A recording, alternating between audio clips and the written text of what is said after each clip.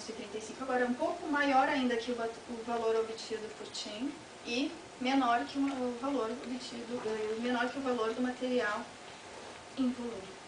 Bom, como não se tinha certeza com relação ao valor da condutividade térmica do substrato, então a condutividade térmica do ouro fica na faixa de 230 watts por metro Kelvin e 290 watts por metro Kelvin, indicando que ficou dentro de um valor razoável, que a previsão teórica fechou com a medida. Então, a segunda parte dos resultados foi o seguinte: utilizar um material que respondesse bem ao comprimento de onda do laser utilizado e também, de repente, baixar o custo desse filme, ao invés de utilizar um filme de ouro, utilizar um filme de cobre que tivesse, então, no caso, o objetivo de baixar o custo da elaboração do filme. No caso, então, agora a análise dos resultados obtidos para o filme de cobre. Aqui, a variação da refletância normalizada para um filme de cobre de 1 micrômetro de espessura. Não foi possível determinar a condutividade térmica. A simulação ela não variava sensivelmente para esse valor de espessura. Outra coisa também é que 1 micrômetro é menor que o comprimento de profundidade térmica, e mesmo assim a simulação ela seria só uma aproximação, já que não seriam obedecidas todas as condições para aplicar a equação anteriormente descrita. Então, desenvolveu-se um filme de 4 micrômetros de espessura. Aqui os resultados para a simulação, para diferentes valores de condutividade térmica do cobre. O máximo foi definido da mesma forma. A condutividade térmica do silício utilizada na simulação foi de 148 watts por metro Kelvin. E acontece que para o filme de cobre, o valor previsto para a condutividade térmica era muito maior que o valor do material incolor, da condutividade térmica do material incolor. Bom, isso não era de se esperar, já que, devido ao processo de evaporação, há presença de poros, uma determinada porosidade, e isso faz com que a condutividade térmica ela diminua. Então, alguns parâmetros foram analisados para tentar descobrir o porquê da discrepância entre a medida e a previsão teórica. A presença de uma camada de óxido nativo sobre o silício, verificar a unidimensionalidade do problema, se estavam ocorrendo perdas por convecção, se a incerteza nos valores de densidade de calor específico poderia estar afetando significativamente, e a influência do substrato, então a oxidação do filme. Primeiro parâmetro analisado: a presença de uma camada de óxido nativo sobre o silício. É uma camada que se forma sobre o silício devido à reação dele com o oxigênio ao redor. Bom, com HF e sem HF. HF é ácido fluorídrico. Então, para retirar essa camada de óxido nativo, o silício foi mergulhado em ácido fluorídrico. Então, essa camada foi medida por elipsometria e a espessura medida foi de aproximadamente 3 nanômetros. Essa variação da refletância normalizada é somente para o silício.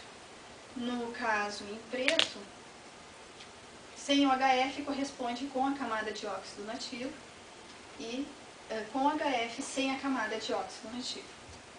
Não foi observada uma variação significativa entre a variação da refletância, apesar do ruído ter também complicado essa análise.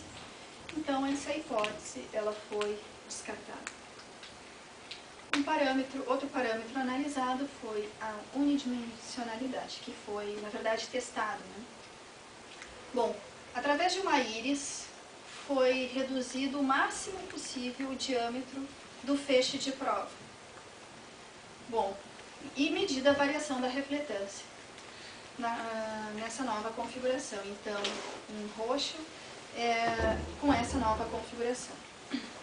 não foi observada uma variação significativa da refletância, que, além de comprovar que estava já ocorrendo a unidimensionalidade, então ela foi testada, né?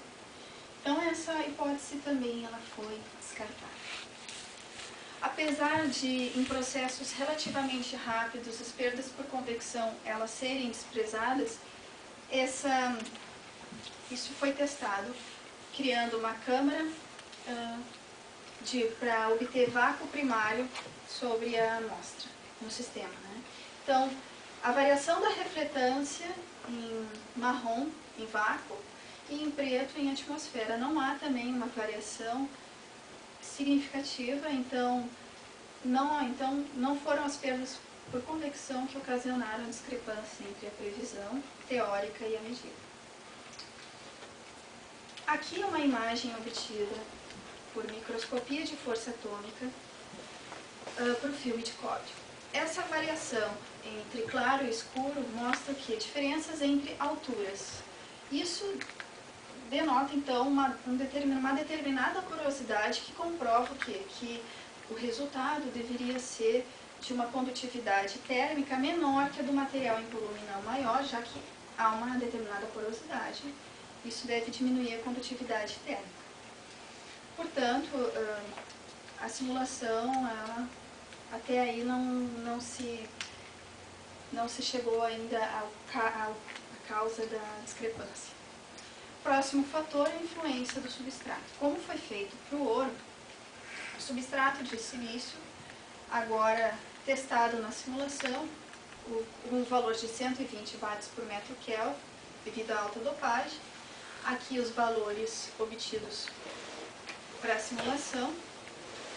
Apesar de a simulação ter se aproximado um pouquinho mais da medida, do resultado que se deveria chegar, mesmo assim, o valor da condutividade térmica previsto para o cobre era maior que a do valor do material em volume.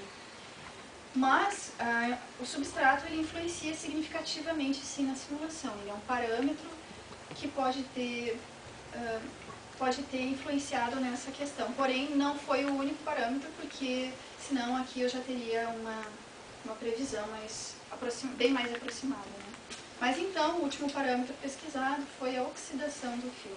Então, Knorr e Tracy fizeram uma revisão sobre a microestrutura de filmes de cobre obtidos por diferentes processos de deposição, e eles comentam que para qualquer filme de cobre elaborado, a presença da oxidação é um fator dominante. Essa oxidação ela pode ter mascarado o valor da condutividade térmica do filme de cobre, impossibilitando sua determinação. Então, esse fator aqui, ele foi considerado o fator dominante na não determinação da condutividade térmica do cobre. Bom, então, conclusões e possibilidades de aplicação da técnica termorrefletância transite. O valor da condutividade térmica do ouro ficou dentro de um valor esperado. Significa o quê? Que a termorrefletância transiente ela foi implementada, os resultados experimentais eles ficaram de acordo com a previsão teórica. E o ouro ele é um filme amplamente utilizado na literatura. Eu não encontrei nenhum artigo em que fosse determinada a condutividade térmica para filmes de cobre. Então nem pude comparar, mas ocorreram então discrepâncias entre os resultados iniciais do filme de cobre e a simulação, filme que foi testado. Bom, uma das formas de melhorar as condições experimentais é reduzir a largura meia altura do pulso de laser de aquecimento. No caso, como eu já havia comentado, de 40 nanosegundos no nosso caso. Na literatura, o maior valor de largura de pulso a meia altura é de 10 nanosegundos, é utilizado 5, 8, 10 nanosegundos. Bom, qual é a vantagem? A simulação ela se torna mais sensível à variação dos parâmetros. Bom,